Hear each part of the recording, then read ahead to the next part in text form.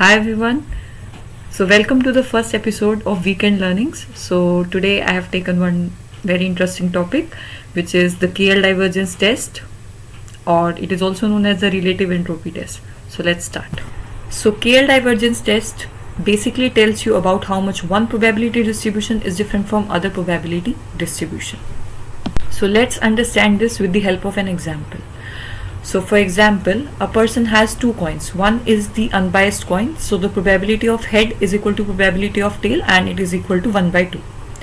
And the other person has a biased coin. For example, the probability here is of getting head is only 0.1, whereas the probability of getting tail is 0.9. So in the second case, you get tail frequently. So the probability of head in the first case was larger, so it was like 0.5, and in the second distribution it was very much lower.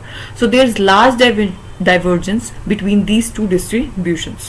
So now let's check out the formulas. So as you can see on the screen, this one is the discrete probability distribution for discrete, and this one is for continuous probability distribution. So you are basically taking the sum, the sigma, and multiplying it with the log of px by qx. Okay, so too much theory, so let's code it. Google Collaboratory to do the coding. So first I will import some necessary packages.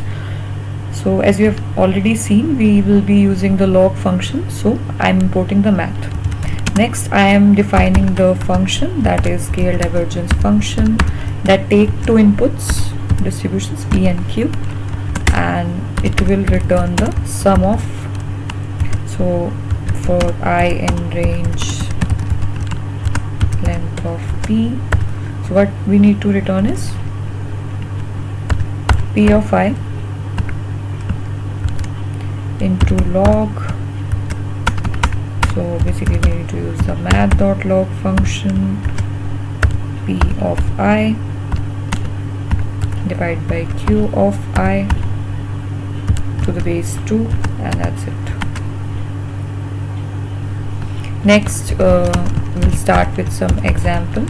So I'm taking the same example, that is this just for your reference. Like we have two events, heads and tails, and p is say 0.5, the unbiased coin, and q is the biased coin, so it's 0.1 and 0. So it's basically some events, 0.9.